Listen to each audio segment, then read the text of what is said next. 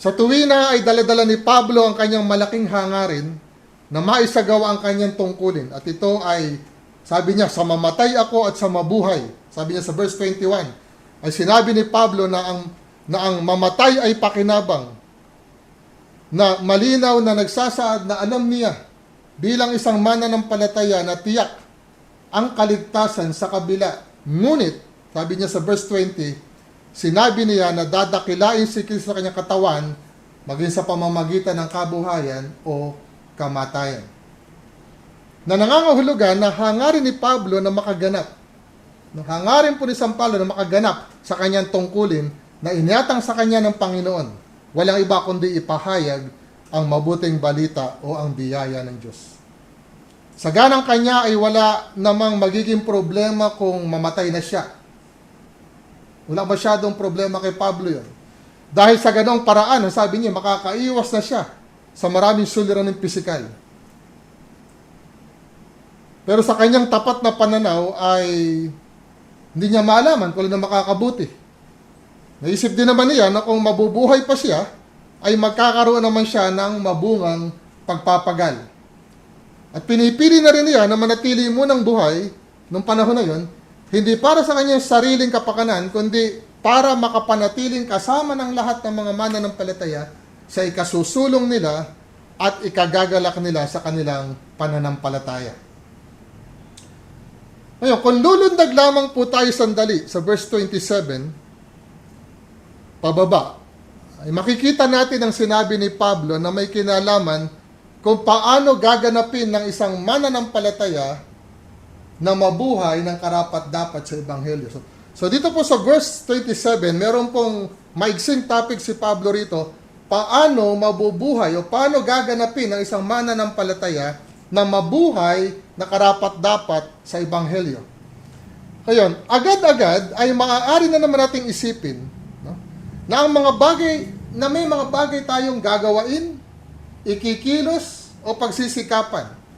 Sa katotohanan, ang simbahan o ang mga mananampalataya masyadong sinanay ng mga mangangaral sa ganitong kaisipan. Mayroon naman po talagang mga ganoon nararapat gawain o ikilos o minsan ay pagsikapan.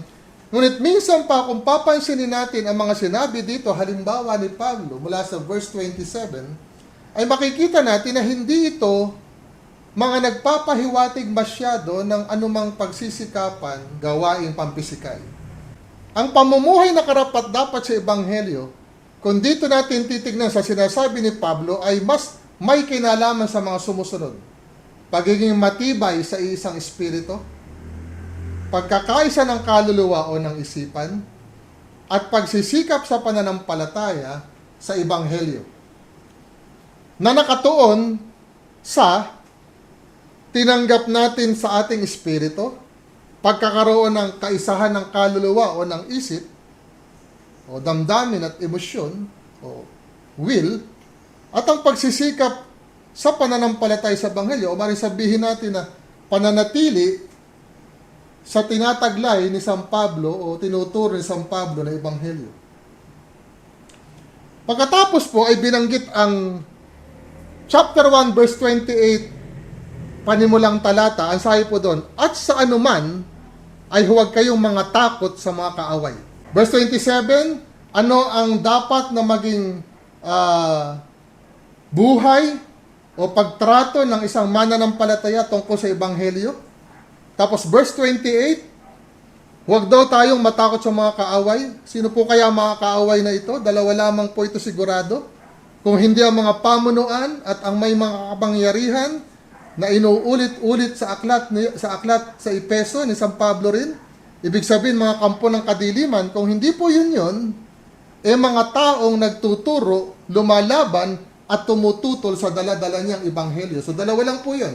Kung hindi ang kampo ng kadiliman, ang sinasabi niyang kaaway dito, yung mga taong tumututol at humahadlang sa daladalang Ebanghelyo ni San Pablo. Wala ba kundi ang Ebanghelyo ng biyaya ng Diyos. Ngayon, doon sa verse 28 din, medyo mababang talata, na ito sa kanila ay malinaw na tanda ng kapahamakan. Datapwat tanda ng inyong pagkaligtas at ito'y mula sa Diyos. Ayan. Ang sabi po ni Pablo, habang daw po nakikita ang pagkakahati at kaibahan. Okay? Merong mga lumalaban sa Ebanghelyo, merong nagtuturo ng Ebanghelyo ni San Pablo, habang daw po tumitining yung pagkakaiba na yun at nahahati, yun daw pong isa ay tanda ito ng kapahamakan sa mga kaaway ng biyaya ng Diyos. At nakikita naman ng iba na kumikilala dito ang lalong tanda ng kanilang pagkaligtas na galing sa Diyos. And then verse 29, sapagkat sa inyo'y ipinagkaloob alang-alang kay Kristo, hindi lamang upang manampalataya sa Kanya, kundi upang magtiis din naman alang-alang sa Kanya. Ay, ito pong verse 29 ay medyo maraming pagkakataon po na ito ay pinapaliwanag. Sapagkat, pansinin po na, ulitin ko yung verse, ano? Sapagkat sa inyo'y ipinagkaloob alang-alang kay Kristo, hindi lamang upang manampalataya, kundi upang magtiis din naman. Magtiis din naman, so manampalataya at magtiis alang-alang kay Kristo. Yung sabi ng verse 29. Again, kapag po ang isang mananampalataya ay sanay sa mixture preaching, yung pinaghalo-halong pangangaral ng works, law, at kuminsan ay may halong grace, gayon din yung mga mangaral ng alam ay mixture preaching. Ang makikita niya dito ay talagang may titiisin. Okay, kung sa bagay, tama naman. At sinabi naman talaga. Ngunit kadalasan, ang alam niya na titiisin ay, pakinggan niya po ito, material na paghihirap, suliranin, pagsubok, maaaring sakit, problema, kasalatan sa pera, karukhaan minsan, o anuman na puro pisikal na titiisin. Ang lahat po ng ito ay talagang pwede namang madanas o danasin. Ngayon nga lamang po ay meron tayong nararanasan sa ating paligid. At pwede pong ito ay masabi nating tinitiis nga po natin.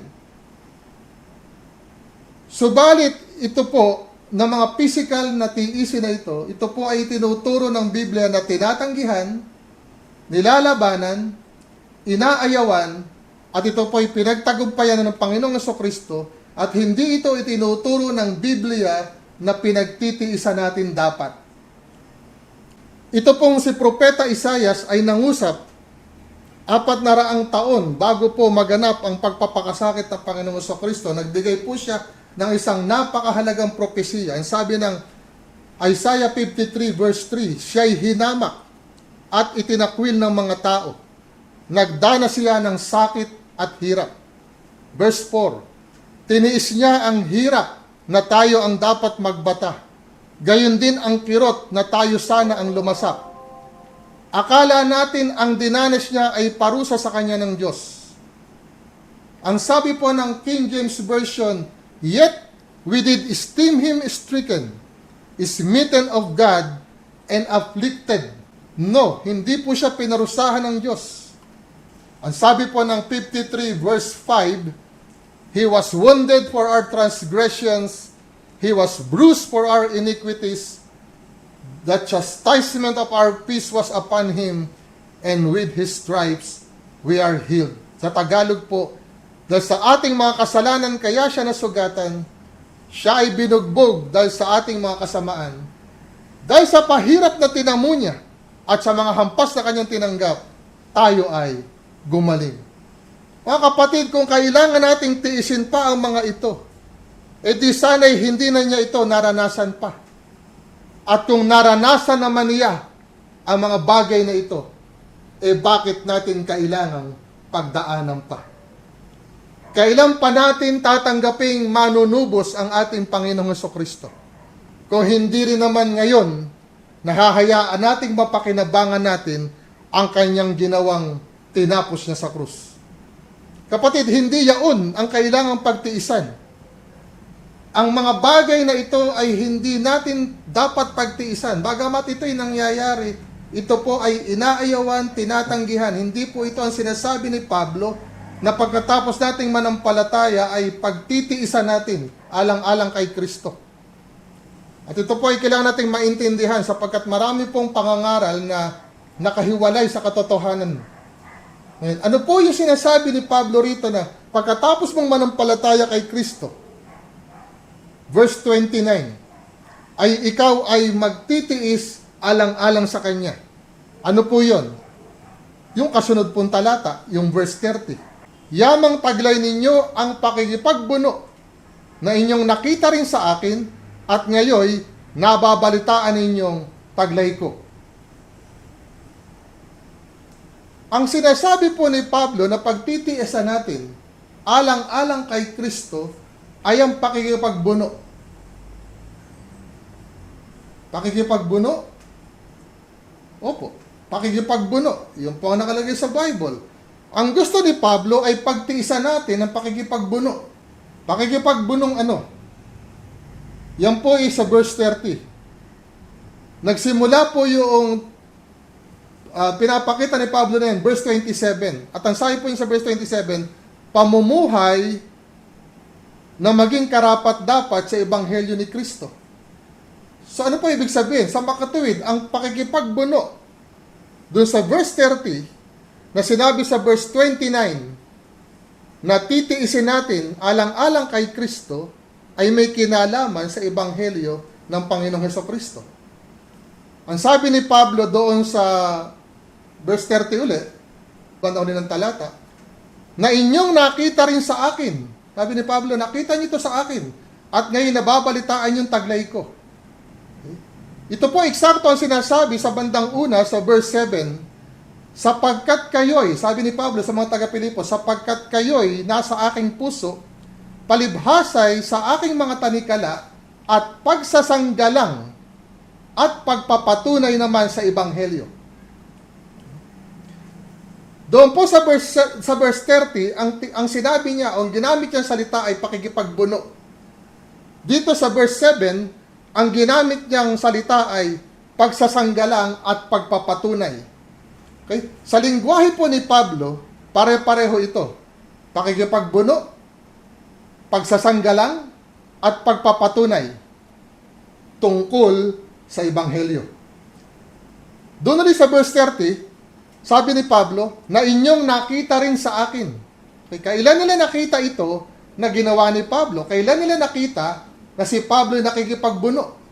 Doon din sa verse 7, ang sabi niya, kayong lahat na kasama ko ay may bahagi sa biyaya.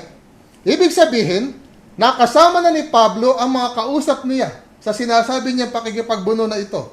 Noong kasalukuyang kasama niya ang mga taga-Pilipos sa pagsasanggalang at sa pagpapatunay sa Ebanghelyo hanggang si Pablo ay makulong. Okay?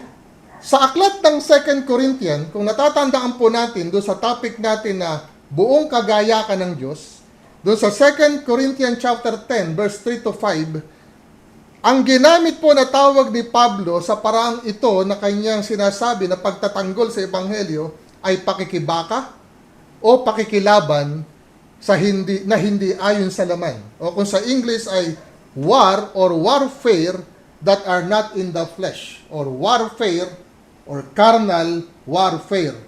Doon naman po sa aklat ng Efeso, doon sa 6:12 nito, ang sinabi pong taguri ni Pablo sa ginagawa niyang ito na pagtatanggol sa Ebanghelyo, pakikibaka na hindi sa laman at dugo, or wrestle not against flesh and blood. At dito po sa Pilipos 1:7 at dito po sa 1:30 ng Pilipos, ang tawag niya rito ay pagsasanggalang, pagpapatunay sa Ebanghelyo o pakikipagbuno. Yung po ang dahilan kung bakit siya nakulong. Wrestling without, not in the flesh, pakikipagbuno, no? Pagtatanggol at pagpapatunay sa Ebanghelyo. At ito rin po ang sinasabi ni San Pablo na titiisin natin bilang mananampalataya. Sa sandali po na tayo maging mananampalataya at unti-unti nating naunawaan ang mabuting balita, ito po ay ating ibinabahagi. At kung sakasakali po na merong sirkumstansya na tayong dadaanan, dahil po sa pangangaral ng mabuting balita, alang-alang kay Kristo, at sa kanyang mabuting balita. Ang sabi po ni San Pablo, pagtitiisan natin yan. Pagtitiisan natin yan, alang-alang kay Kristo. Tinawag po tayo para ipahayag ang Ebanghelyo ni Kristo. Ang Ebanghelyo ni Pablo o ang buong kapasyahan ng Diyos. O ang tinatawag natin ngayon na biyaya ng Diyos. Ano man ang mangyari, wala tayong dapat maging problema dyan sapagkat ang layunin talaga natin ay ipahayag ang mabuting balita ng Panginoong Kristo.